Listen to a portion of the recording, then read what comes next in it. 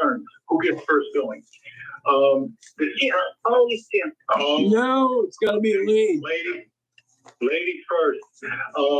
The illustrious Elaine Greenwood. Yeah, the illustrious Elaine Greenwood. Jim, knock it off. Knock it off. Oh, let's see. We're like little kids. Before we can even get started. Yeah.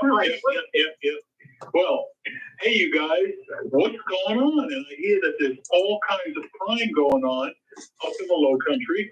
Well, actually, upstate. And let's hear what you got to say, Jim. I'm so excited. Elaine's been dangling this carrot out in front of me for 2 or 3 days now. What carrot is that? Uh-oh. He's being cheeky. I'm being cheeky. It is indeed. That's the last time you were, Elaine, you weren't telling tales out of school, were you? Sure it was. But in this case, no, Jim is sitting on some really amazing stuff, not just his Patrick Wilson interview, but what he's done by bringing, I think the numbers. Wilson. Okay, so, but Jim was the only journalist to really dig into the death of Kaden Moses. And so, what do you got now? 10 million people on TikTok that care about this 14-year-old young man who was murdered on December 30th of 2023. Right. And I'm so proud of you, Jim. I mean, just your thoroughness and your dedication and your skill and ability is just amazing. So take it away. Go. Well, and what episode is this? Like 1,159 of True Crime in the Lowcountry? True Crime in the Lowcountry. Yeah. All right, Jim, tell us what's going on up there. I'm getting my radio voice on. Okay, so this is it's a rather disturbing story. So I'll give that to your viewers ahead of time. Not so much for the graphicness of it, because in the death, everything is awful. But this particular boy was 14 years old. And on December 30th of last year, not even a year ago, his life was taken from him in a gunshot rifle, .243 bolt-action rifle. It's a sad story, and I talked to the mother. I interviewed her last week. I believe it was last week. Where did this occur, Jim? This is in Clinton, South Carolina. It's a little small town between Greenville and Columbia off of Highway 26. So almost identical, almost right in the middle between Greenville and Columbia. And I interviewed the mother, and she talked about finding her son shot in his bedroom, being awoken in the middle of the night. And I put it up on TikTok because we're trying to get some awareness of this. Well, I'm going to call it a murder. Certainly the death. We're trying to get some awareness to this, and I put it up on TikTok. And surprisingly, I go by the name of Crime and Cask on TikTok. If you want to follow along for your listeners, it got almost 10 million views. And there was another one that I did. It was probably over 1 million views. So between the two videos I've done on Kaden Moses, we've got over 10 million views. I actually added up the amount of time that people watched according to the TikTok analytics, and it's over 15 years. If you add it up, it's over 150,000 hours of viewing time. So we're getting the word out. But what is Kaden Moses, and what is his story? As I said, he's a 14-year-old boy, and he had a friend over that night. In my story on crimeandcast.com, I called a friend, Henry. I changed his name because he's a minor. And Henry and Kaden were in his room.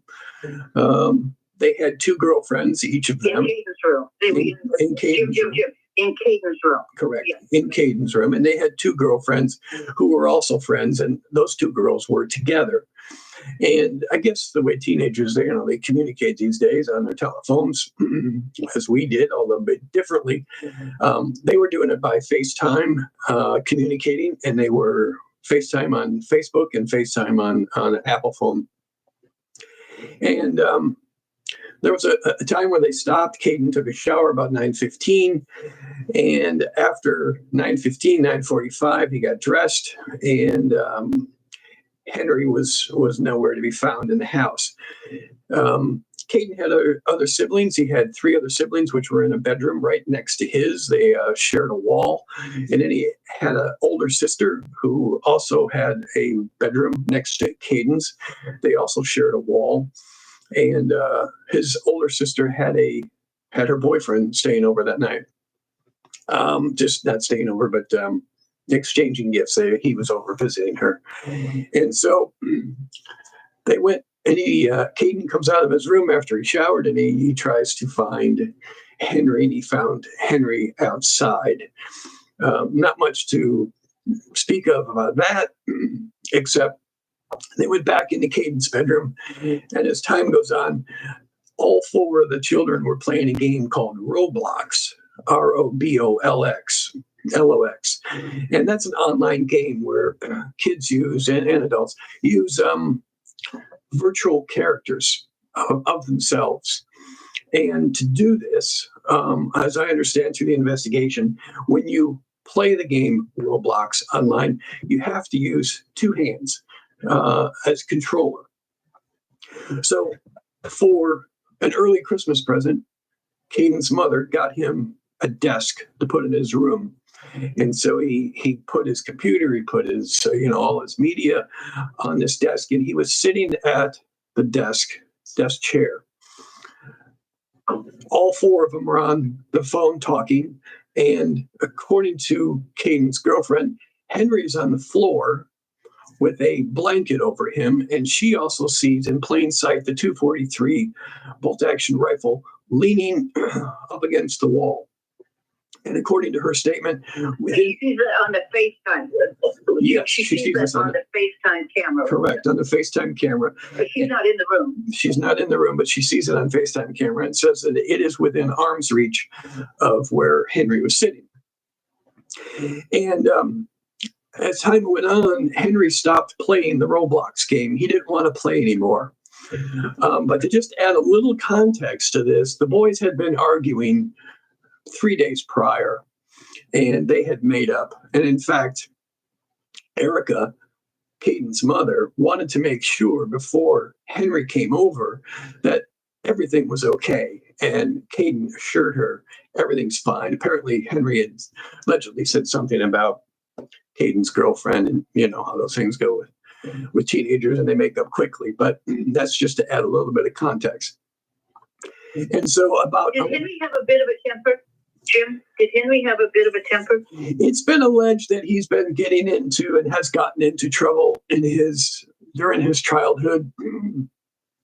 There's been allegations of him on a camera taking video of him beating up one of his younger sibling sisters. I haven't been able to confirm that, but I've heard that from multiple sources.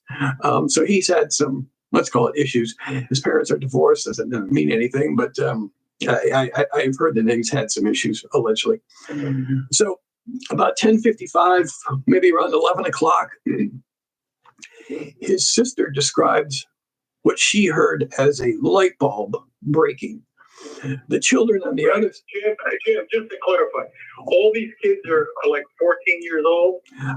Kaden's 14, the sister, his friend Henry's 14, the sister 17, and then the other 3 children, I'm not sure what their ages are, but they were between, let's call it 4 and 9. So the 17-year-old sister heard what she thought sounded like a light bulb breaking or something? Like a light bulb breaking, yeah, hitting the ground. And then the children on the other side thought it was like a picture frame falling off the wall and glass breaking, that type of thing.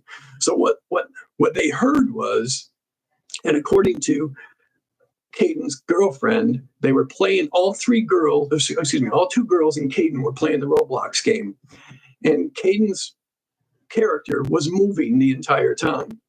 And then she said she heard Caden say the words, "What are?" And then after she heard the words, "What are?" she heard the gunshot go off. And it was only then, after the gunshot went off, according to his girlfriend, that the Roblox character he was moving stopped moving. And so the sister was sitting in with her boyfriend, the 17-year-old, and she thought she heard the glass, the light bulb go off, break. And then she sat there for a minute, was confused, like that was just strange. And she said it was probably about a minute, maybe 90 seconds. She waited and then finally said, "You know what? I need to go check this out."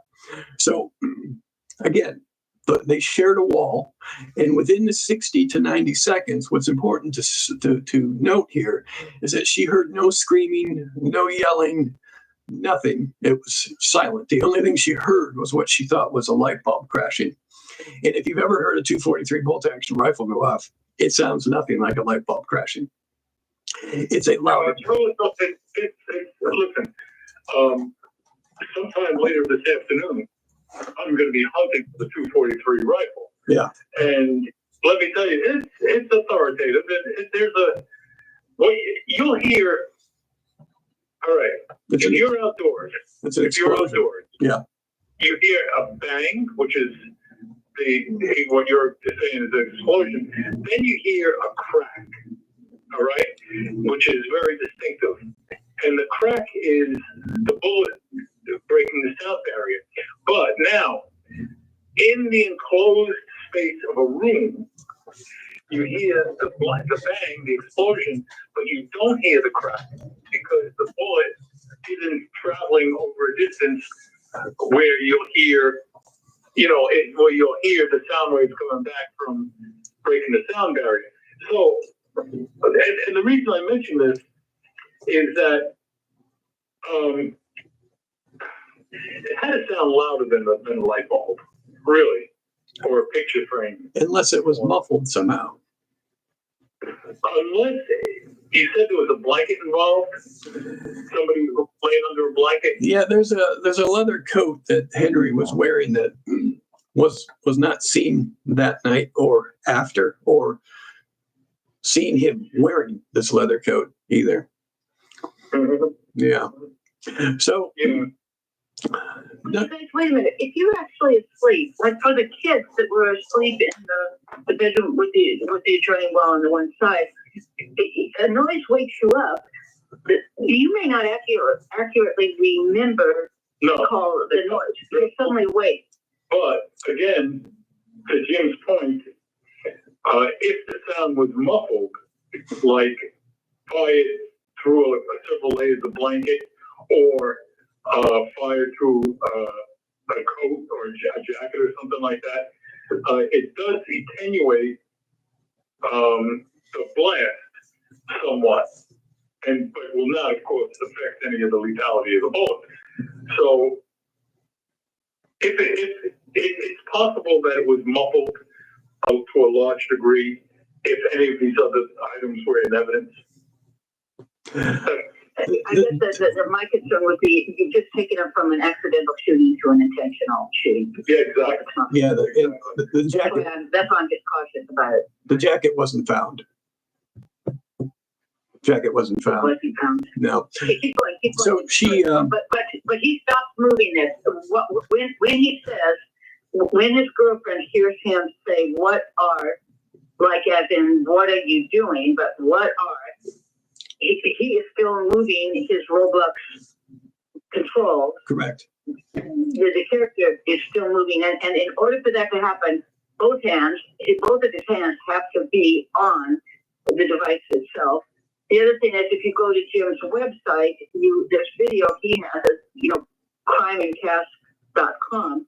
You can see video of Caden's mother describing how his body is found, and it looks very much like in death, he's still holding, his hands are cold in a way on his lap as though he was holding a device that he was manipulating with his thumbs. Right. Okay. So, so keep going. So there was a silence that kind of was 60 seconds to maybe 90 seconds. And she said she opened her door, and her door had a metal sign on it. So when she opened her door, it made a clang. She says when she opened her door, that's when she noticed, when she started to walk out in the hallway, which, by the way, is maybe 2 steps to Kaden's door, that Henry walks out of that door and shuts the door behind him. And they encounter each other in this hallway, and the sister looks at him and says, "What's going on? I heard a noise. What was that?" And this is where it gets a little eerie, because according to her, she says that Henry looks at her with a straight face and says, "Kaden shot himself." And she said it like, if somebody would say something like that to you. Not hysterical? Right. Somebody would say that to you with a straight face. You're like, "You're kidding, right?" And with a straight face, with no emotion, the kid goes, "No, he killed himself." And he turned and started walking away from her into the living room and eventually out to the garage and out into the front yard. Sister goes in and sees him, starts screaming, freaking out. She runs to her mother. The mother was sleeping. It was 11 o'clock. She had received a phone call from Kaden's girlfriend at 11:01. But she was sleeping because she had to get up that morning, 3 or 4 o'clock in the morning. So she went to bed early. And the sister wakes her up screaming and hollering. And she's yelling, "Kaden killed himself." Of course, that's just what she heard. She sees her brother laying there, blood's coming out. Mom freaks out, starts screaming. She runs into the bedroom, into Kaden's bedroom, and sees him on a chair. Now, what Elaine said is true. It's on my webpage. There's a video on there. It's a TikTok video that's got almost 10 million views. And you can see his bedroom currently condition. It's actually, besides the carpet being cut out from where there was blood, and his bed not being there, his room has not changed one bit, including the clothes in the hamper from December 30th, 2023. It's been left undisturbed. And so she sits in this, she goes in and he's sitting in the chair. He's back in the chair. He's facing the desk. His hands are on his top of his legs, with his hands on the inside of his thighs. And his head is tilted slightly to the right, and she sees blood coming down his head, and unlike, you can imagine her reaction. She's screaming, she's hollering, and she tries to start CPR on him sitting in the chair. She picks up his phone off his lap and calls 911. I've done a FOIA request with Lawrence County Sheriff's Department. I'll have that soon. And at that time, he kind of slumps over to the right a little bit, according to Erica, the mother. And she tries to grab his head and straighten it. And at that point, she said she felt like a crackling kind of in his skull, which was probably his skull breaking apart. The coroner's report notes that he was shot from the lower left of his body, which is where Henry would have been sitting. It was shot at an upward angle, that the projectile or bullet entered his upper left temple and exited out the top right portion of his head. And when it exited his head, it entered the wall, which was the wall adjacent to where the younger children were. It split, the projectile split into two as it went through the wall.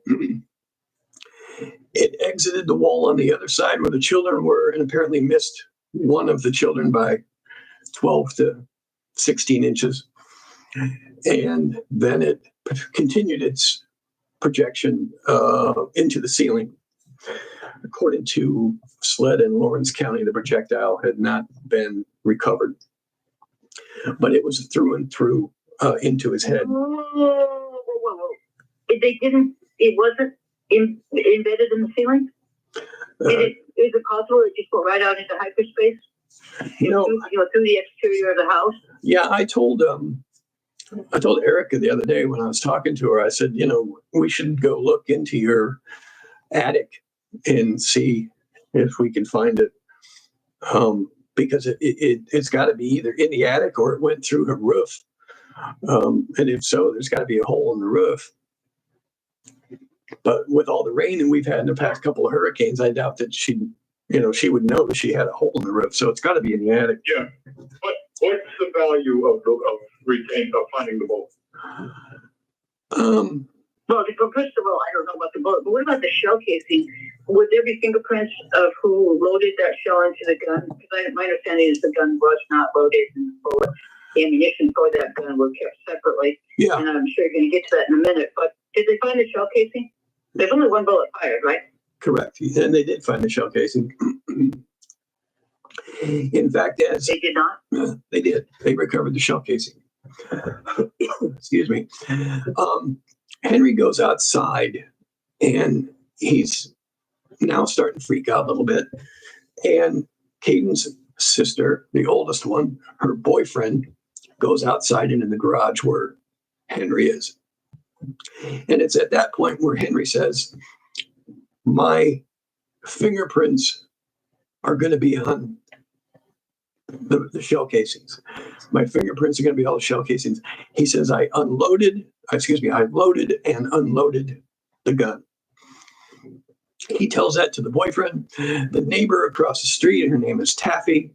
Kids are screaming. Kids are all over the place. The older sister took the younger children over there. She comes over. She hears Henry say the same thing to her. I interviewed her. Henry told her that his fingerprints were going to be all over everything, the gun, the bullet casings, and so on. The police and the ambulance show up. And what I can tell you is that Lawrence County was the first on the scene, and then the paramedics.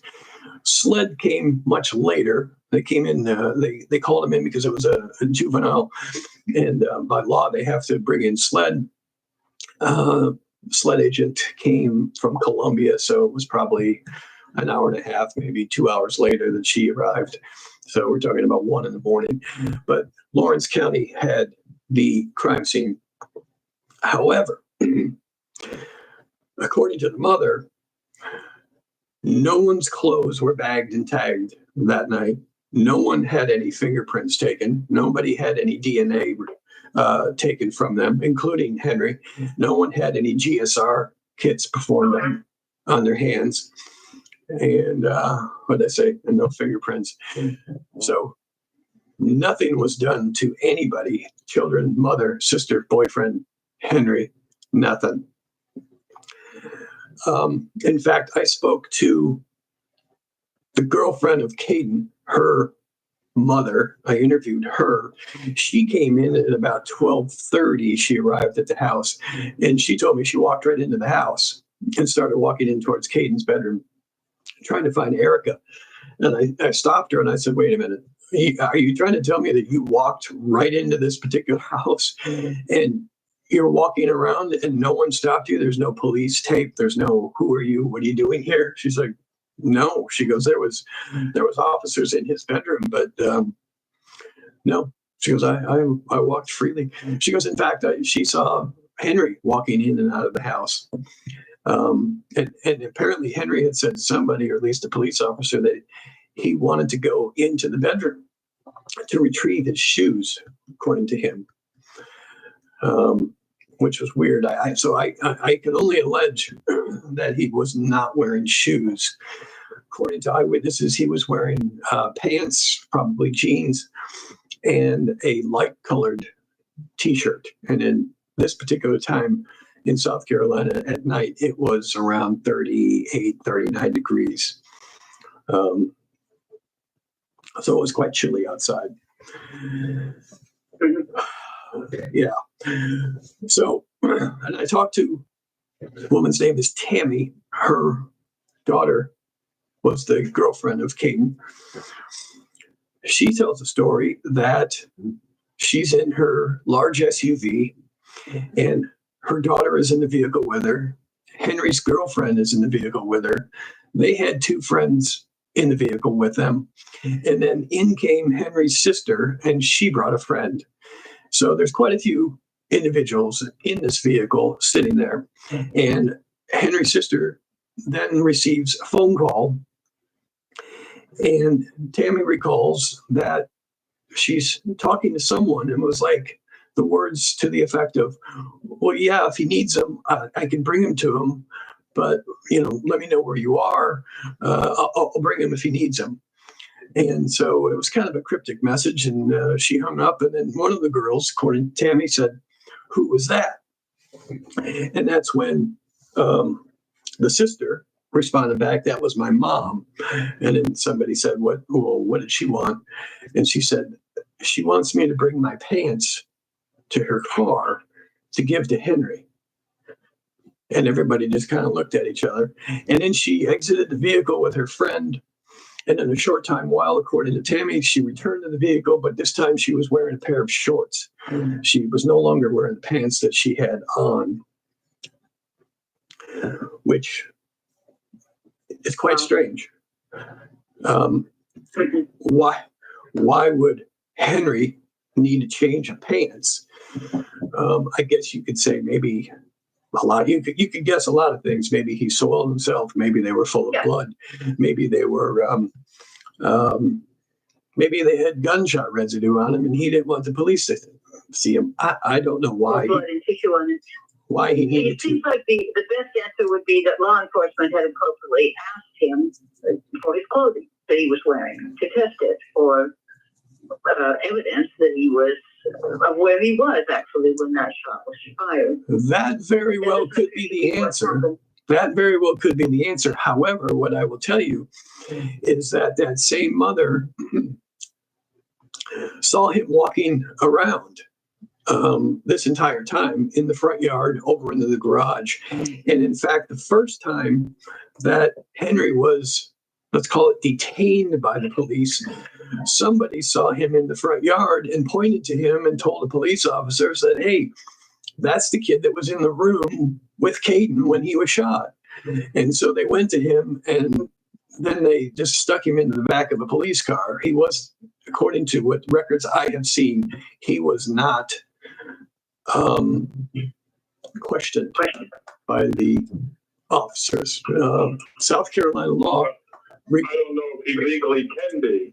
Right. I was going to say South Carolina law, you can speak to a juvenile about a crime in South Carolina without their parents. However, anything they say may not be used against them in a court of law unless there is an attorney present, a parent, or a guardian.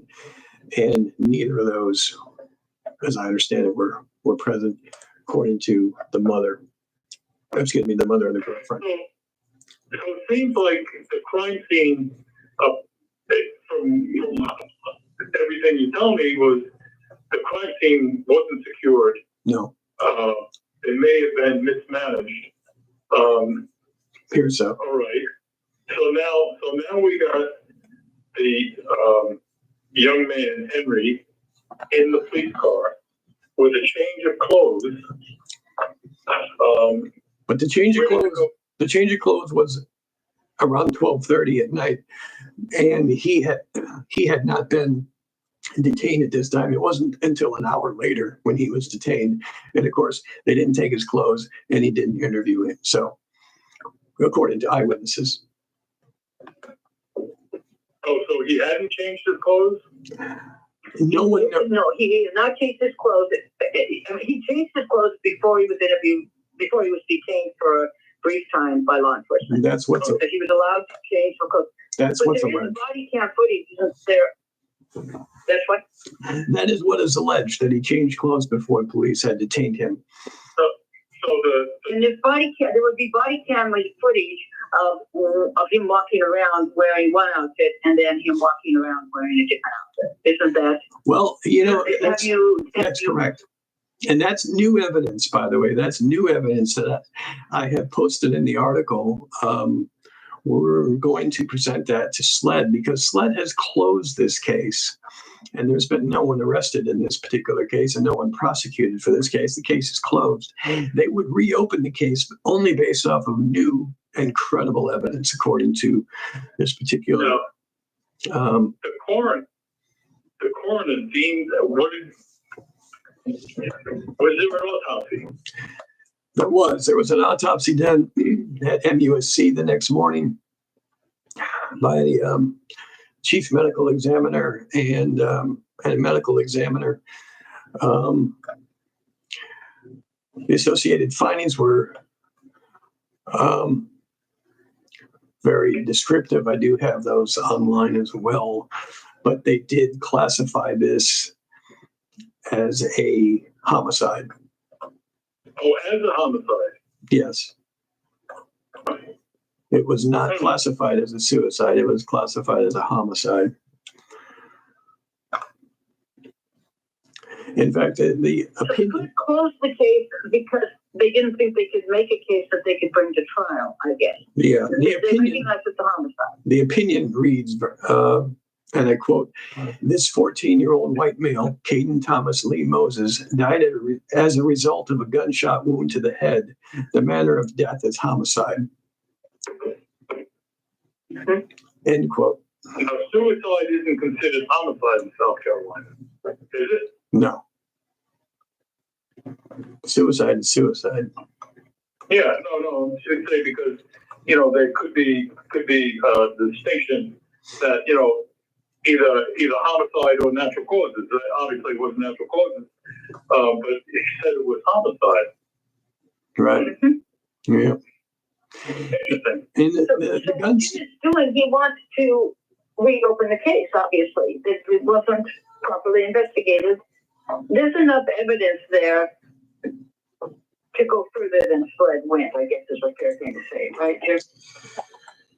Yeah, according to the mother, the solicitor told her that he could prosecute it if she really wanted to, but it probably wouldn't end in a conviction. But they've since closed the case. However, when I talk about new evidence, so she tried to do a FOIA for the body cam video, and she was not denied, but what she was told was that she may not have the video, she can only have the audio. But I've spoken to many eyewitnesses, and when I investigated this, and everybody said that Henry was walking around. Henry admitted to putting bullets in the gun. Henry admitted to taking bullets out of the gun. And you have a sister who said she was changing clothes with him, and then she's also witnessed leaving a vehicle with pants on and entering back into the vehicle with shorts on. Now, how does that make how does that make any evidence? Well, what you have is, if in fact this is what happened as alleged by the eyewitness, you have a few things. You have an accessory after the fact, and this charge would apply when someone's assisting a person who has committed a crime such as murder or manslaughter with the intent to help them avoid arrest, prosecution, or conviction. And if we allege what happens, helping the shooter change clothes to hide gunpowder residue, this would mean that the mother and the sister could possibly be charged with accessory after the fact. They could also be charged with tampering of evidence if they were actively participating in the concealment of destruction of evidence. We don't know what happened to those pants. Obstruction of justice, of course, assisting in the cover-up or hiding of evidence, and conspiracy, which we know is two or more people conspiring to impede investigations. These are all felonies, and with considerable amount of jail time with the mother, the sister, and Henry. If SLED just contacts the people who have told me the same thing in this interview, they'll confirm exactly what I've wrote in the article. And in fact, how they can prove it is to go into their own video, body cam video, and see what clothes, because Henry was walking around everywhere in the house, in the yard. And if there was police officers walking in and around, they're going to have him on body cam video. It would be pretty easy to see if he's wearing the same clothes when they first saw him versus, sometime after 12:30 at night, and when he was detained, especially because there would have been an officer that would have led him over to the vehicle. So I'm assuming his body cam was on, and they're going to get pretty good close-up video of Henry and what clothes he was wearing. If those clothes don't match up with what eyewitnesses said they saw him in earlier that night, then one would be able to say, well, it would appear that he's changed clothes to cover up a crime or to help mislead or impede the investigation. But he's... The question I have is, this case is less than a year old. Correct. All right? Right. It's less than a year old. They ruled it a homicide. Correct. And they closed the case? Close the case. Yes. Doesn't that seem like awful quick, or a lack of integrity on the part of SLED? Well, so here's the question you have. Is there a connection between Henry and law enforcement? Any connection, however tenuous, because why would law enforcement do this? Maybe they're just really busy and they've got so many murders they don't have time to look at this one. That's a possibility. Maybe space aliens came down and stole their homework and they lost their incentive to follow up the case. That's, a possibility, I guess. But here's one, that there is some odd connection that somehow weakened the will of law enforcement to pursue this case. And I think that's the concern. 10 million people are concerned about this set of facts. And I think what it speaks to is we really want law enforcement we want to support law enforcement, but we want them to support us in return and do their job. As I understand it, Henry has a stepmother that worked for the county court, and he may have had one or two other relatives.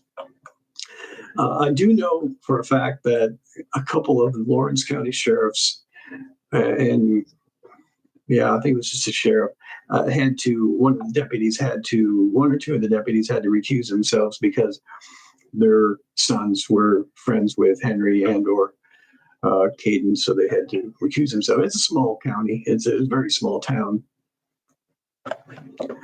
I'm trying to find where the letter is. I'll find it here. I'm trying to find where the letter is. Well, you're looking for that, Jim. I just want to fill this in a bit. This woman contacted you after she had contacted lots of other people. She reached out to a lot of people. And possibly she has followed you on TikTok because of your coverage of Alex Murdaugh. And she knew about you with the both books, Defending Alex Murdaugh, Not Guilty by Reasonable Doubt, and Juror 785, Because Enough is Enough. And so did she contact you because she thought that you are sort of a champion for justice, or at least somebody willing to take a fresh look at evidence, I guess is the best way to put it. Is that kind of fair? Is that how you got contacted? You didn't seek her out. I didn't seek you out. No, right. She sought me out and seek her out when I heard this story. I forget how she contacted me. It might have been on TikTok. I was like, what is this? What? Because you mentioned it to me, and I said, I remember saying, doesn't resonate with me, Jim. I just don't see, people die every day. Yeah. I don't see this having any traction at all, which is, one of these fabulous examples of me being incredibly wrong about the importance of this story. I couldn't have been more wrong. But it speaks to this. Every single life is important. Every single life is important. And I think I even said to you something, I can't think of what could be more insulting than to say, well, you need some kind of hook to grab the public's attention. And bless your heart, the hook was that you actually investigated it. And with the facts, we grabbed 10 million people's attention. And I just, I am so proud of you for, one, ignoring my advice, of course, but simply sticking to this.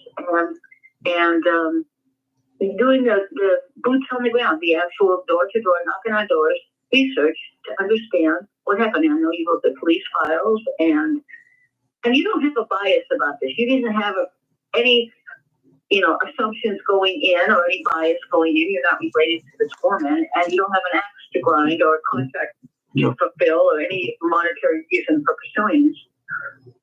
No, in fact, there's a GoFundMe page that I put up on one of the articles, not only to help with the family and the medical issues that they have ongoing with the children who saw their brother murdered in their own home, but for a tombstone for the boy, as well as money for an attorney, because if she doesn't get closure on this from law enforcement, she's going to pursue a civil action against the boy and the family. So there is a GoFundMe page up there. In fact, I just released all that to her this afternoon, so she has access to that. I think it's much needed for her. So it's a GoFundMe page. Just go look up Kaden Moses, and it's Kaden, Kaden, Moses, Moses. The letter she received, it's just kind of in closing, the letter she received from SLED, from a Thomas H. Robinson, major from the investigative services, says on May 3rd, 2024, she attended, says you attended, it would be Eric, attended a meeting with our investigators, our victims advocate in the Lawrence County Coroner, Deputy Solicitor Josh Thomas during the interview, and you were briefed on the facts of the case. She doesn't believe she was briefed on the facts of the case. She's asked for documentation for it, and she has not been given that. On June 14th, 2024, Deputy Solicitor Thomas issued a letter to Special Agent Merrill declining prosecution in this matter. Simply put, there is just not sufficient evidence to charge anyone with a crime based on the information that we now have. Ms. Moses, the investigation is thorough and complete based on the facts and information that we have at this time. Oh, wow. Thorough and complete. Thorough and complete. They didn't take any evidence. They didn't take fingerprints of anybody. They didn't test for GSR of anybody. Not thorough. Do you know when they interviewed? Competent sloppy. Do you know when they interviewed Henry and the rest of the family? I'm gonna take a wild guess and say never.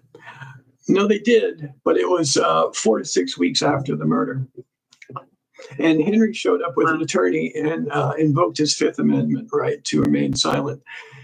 And then it finishes up here. It says, Miss Moses, the investigation is thorough, complete, facts and information we have at this time. Please understand that this case, like many others, leaves unanswered questions that answers may never be known. I don't know why they threw that in there. And if credible, and the word credible is bold, evidence is discovered, this case will be reopened and the investigation will continue until such time SLED considers this matter closed. Please don't hesitate to contact me. Blah, blah, blah.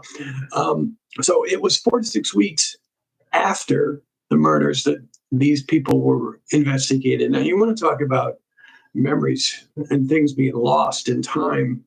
Nobody had their statements taken that night. It was 4 to 6 weeks later, and Henry chose to invoke his Fifth Amendment privilege, which is his privilege. However, the mother was told by she was told by the special agent in charge with the solicitor in the room hearing her say this, and I have yet to find evidence of this anywhere, that this would be true, but according to her, she said that they interviewed him that one time, and according to South Carolina law, according to her, they can only interview him one time, and they got there one time, and he said, I'm not answering questions, and now they can't talk to him ever again, according to the mother and what she was told. Well, now, here's the question. Here's a question to you, Elaine. Based on the fact that that the investigation stalled, obviously, the criminal investigation, right? It never got started. It didn't start. Yeah, well, listen, semantics. No one put the key in the ignition and even tried to turn the key or start the investigation. Yeah, but anyway, yeah. Let me ask you a question. What is the likelihood that a civil case can be successful if there was no? Now, Short answer, Frank, I can answer this right now. The likelihood of success in a civil action is directly tied to the attorney representing this woman, Kaden's mother. And the attorney right now, in my experience, I'm 70, I've experienced some of the best, including Jerry Spence, the best attorneys that ever lived, coast to coast, all around this country, all kinds of cases. If this mother could get Mark Tinsley to take this case, I would say the likelihood that there will be some satisfaction is upwards of 98%. Any other attorney, who knows? And, we talked about this before. I am not a big fan of Mark Tinsley. I think he has a reckless disregard for some of the cherished fundamental tenets of the law. But he is as tenacious as, he's worse than a weasel. He is a fisher. He's that super weasel that eats other weasels. And he's tenacious. So if he just, got hit in the head by a brick of insight, and had the impulse to represent this mother, I think he could do a tremendous amount of good, because he is just, so tenacious, and he will convert. You see, what's happened is law enforcement, they didn't drop the ball. They never picked up the ball. And they do that because they can. People engage in this kind of conduct because they've done it in the past. And it's worked in the past. Because it's pretty bold. What they've done here with this sham farce of calling what they did an investigation, the only way you would say such an idiot, draft that letter that Jim just read, is you have the confidence that you've gotten away with it in the past. So you need an attorney that's not going to let you get away with it, and that is Mark Tinsley. So let's all together, what is this? We're going to sort of, visualize Mark representing this woman, and good things will happen. I can't do it. Now, oh geez, I was just adding on to my tongue. In the O.J. Simpson case, all right, he was found not guilty for the murder, but he was acquitted. He was acquitted of the murders. Yes, right. But he was found guilty in the civil suit. He was found liable in a civil suit. Liable. And had I think it was a $42 million. I forget how. I think that with penalties and stuff and interest, the liability in that civil action was around $100 million. But I didn't really follow it. Would that be somewhat comparable to this crime? I don't know. I don't know. That's some kind of wild speculation. There's some malfeasance here. There's some rocks people need to be looking under. But when you go into court, good cases settle. And they settle because you've got the right set of facts in the right jurisdiction with the right statutory law, and you've got the right attorney who gets the case in order and knows how to successfully bring a case to settlement. And that's what you want in this case. You want a settlement. And I think that somebody like Mark Tinsley would do it. And at the opposite end of the scale, I would avoid every other attorney that was in that courtroom during the prosecution of Alec Murdaugh completely. I've been screaming from each and every one of them on either side of the table, whether it's the prosecution or the defense, or maybe especially the defense. But, there's a lot of legal talent in South Carolina that you just scratch your head and say, how do you have that reputation? We don't see evidence that you have that skill. Mark Tinsley has not so much the skill, it's the relentless determination to advocate for his client. And pushing the rules of professional conduct to the breaking point and possibly even going beyond. But he is a super advocate for his client. And this mother needs that. Because what she's experienced, just the trauma. How do her kids, her surviving kids who've seen their brothers, I don't even want to describe it because it's very graphic, but they saw that, processing that will take their life. It's a lifetime. Yeah. Message. So Is there a possibility that there may have been an actor other than Henry involved in this? Discounting the post the post homicide testimonies of these people. Is there anyone else that you think could have possibly done this other than Henry?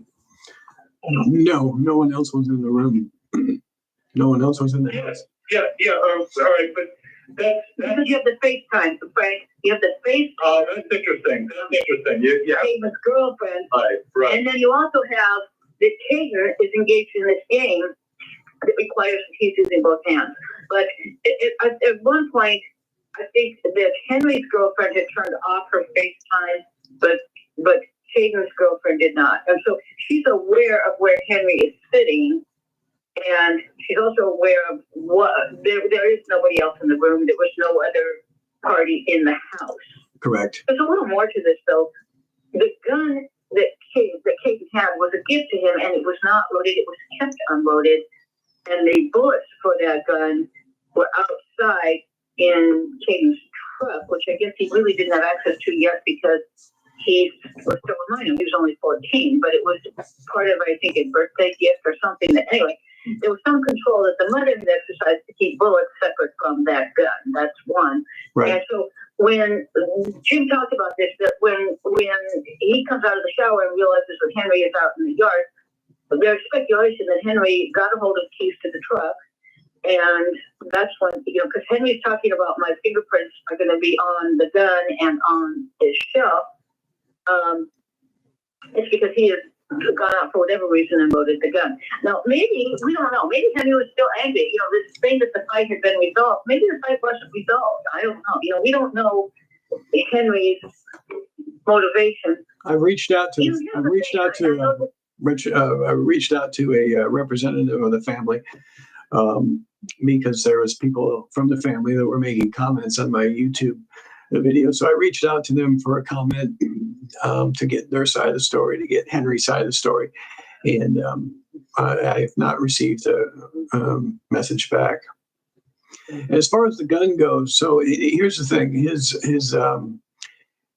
His mother and father were in the middle of a divorce. They were separated, living in separate homes at the time. His dad and Kaden were deer hunting.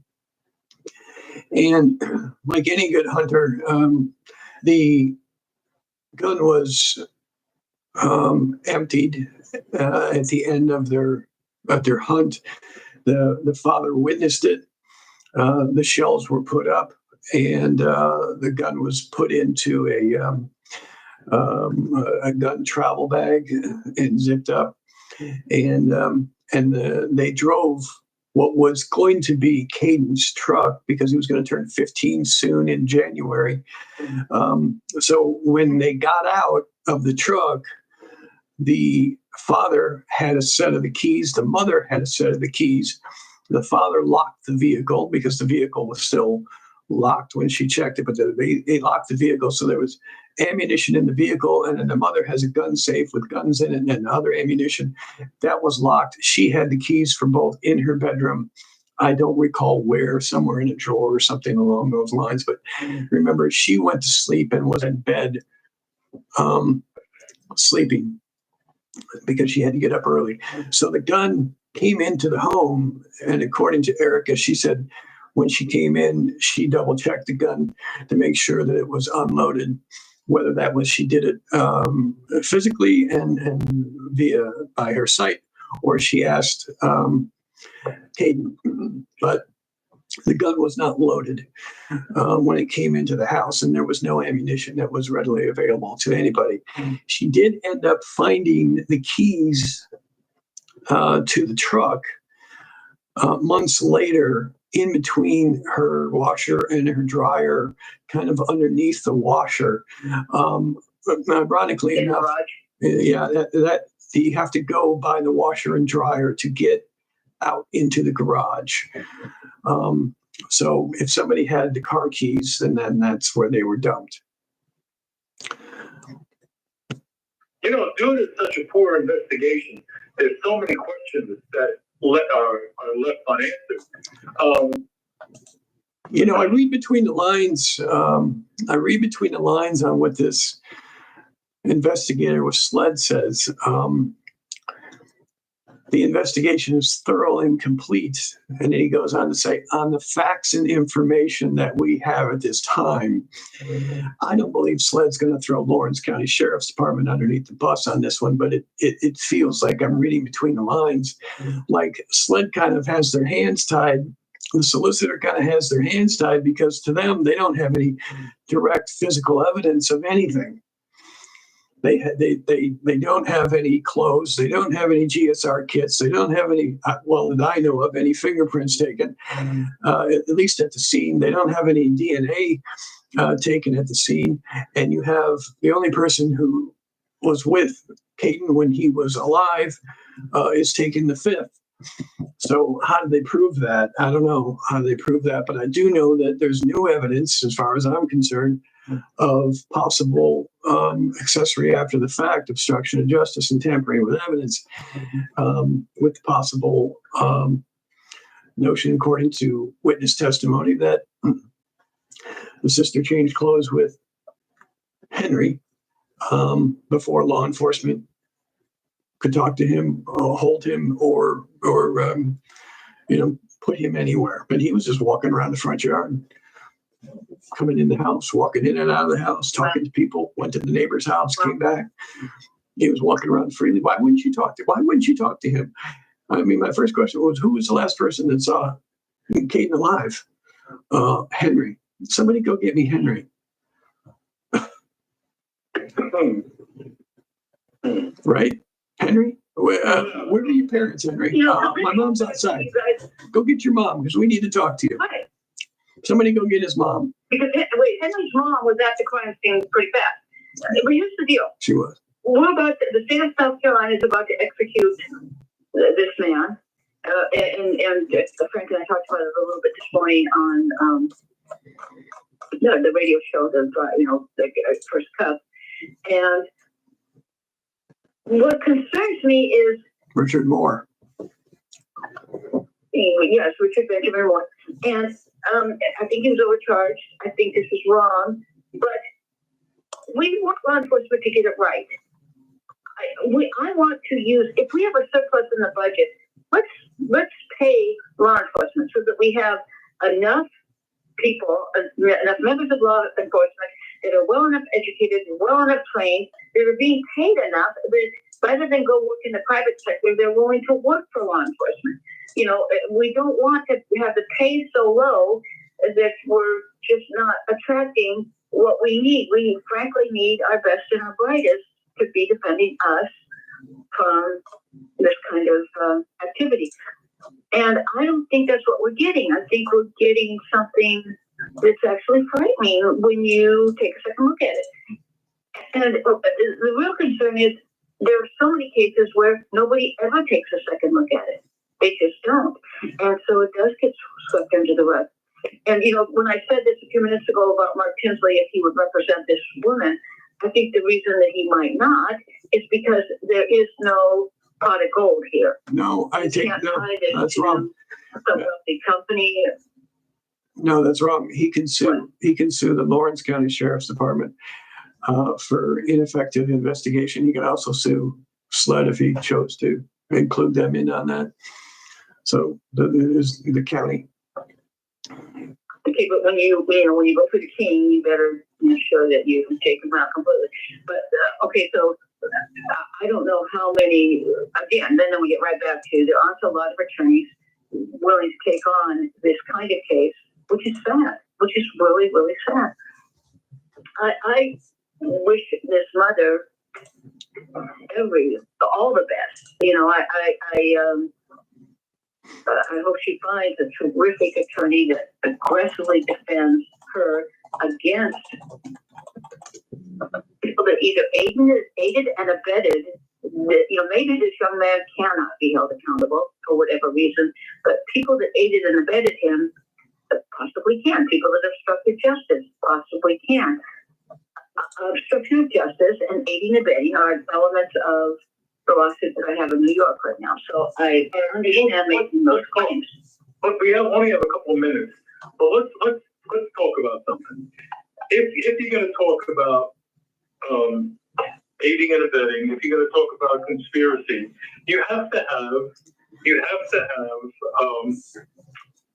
suspect or somebody that's been convicted. All right. I'm sure there's somebody that's been convicted. It depends on how can you have aiding and abetting if you don't have somebody convicted? Let's say there's here's the answer. I didn't say aiding and There's a abetting. criminal investigation. By the way, he said accessory after the fact. That's one.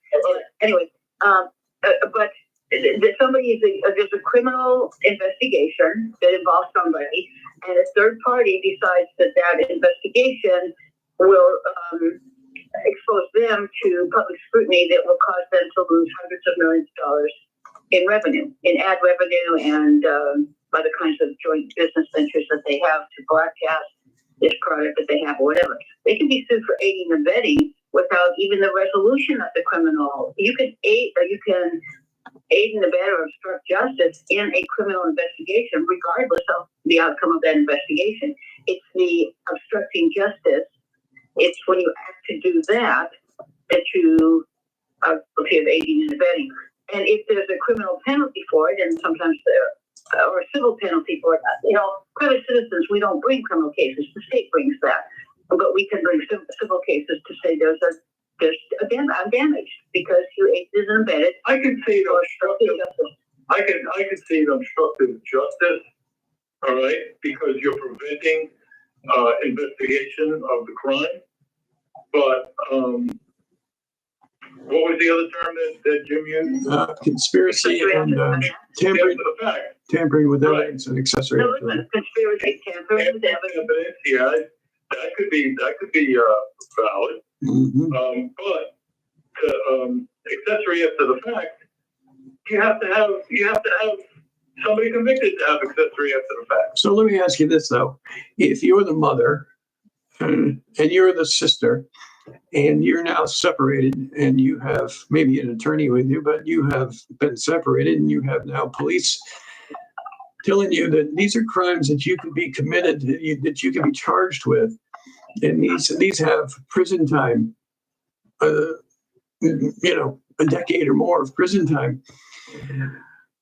That in itself, if Henry were to have said anything to either of those two, that in itself may induce them to want to be more open with what actually happened that they know Not about. if they ever talk to an attorney.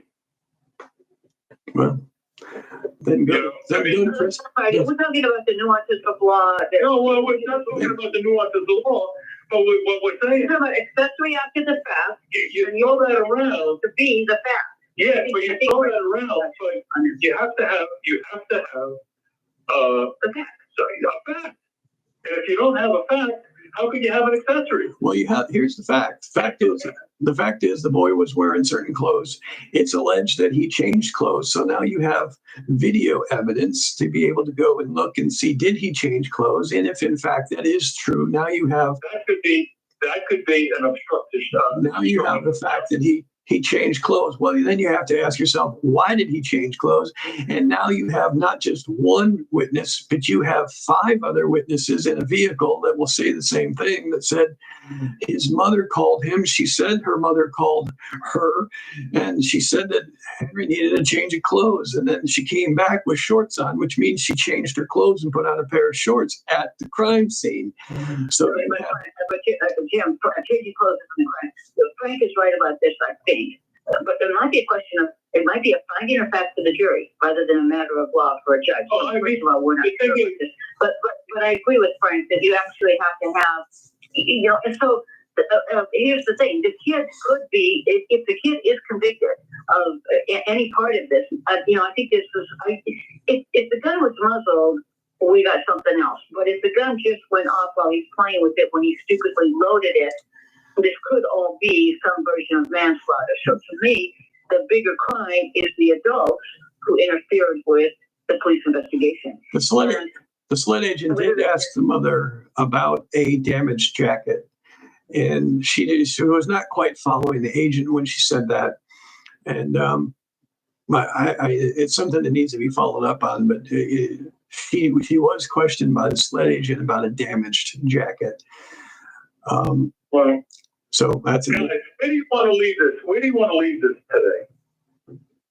Where do you want to leave it? Now, real simple. One person, Jim Cask, Crime and Cask,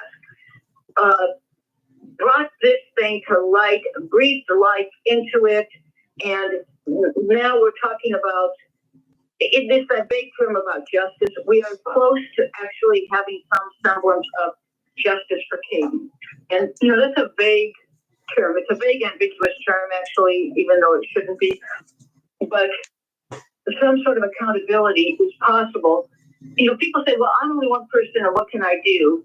Well, Jim's only one person, and this is what he did. 10 million people care, and very likely care enough to get either SLED to reopen the criminal investigation or to get some really good attorney to represent Kaden's mother in a civil action. Right. Either way, she is 10 million people further down the road toward getting her son's. This is a brutal death. And any mother understands. She just simply wants to know. She's not trying to milk this so she can, do a question. My question is this: we have something pending. That we can carry on further next week. Is there? We do. You have FOIA stuff requested, right? The 911 call. I don't know if you're going to want to play the 911 call. There's a lot. No. You might want to discuss the transcript. Yeah, that's it. I would certainly discuss the transcript. I'd feel comfortable doing that. The 911 call, I'm kind of skeptical with that. But Frank, we got all kind of. Jim has been a busy young man, and there are other stories. In fact, there was something else, but we're out of time. Yes, exactly. So he's close to the grindstone. Yeah, he's out there producing. He's out producing all other true crime platforms combined with stories like this, which is, I think, absolutely incredible.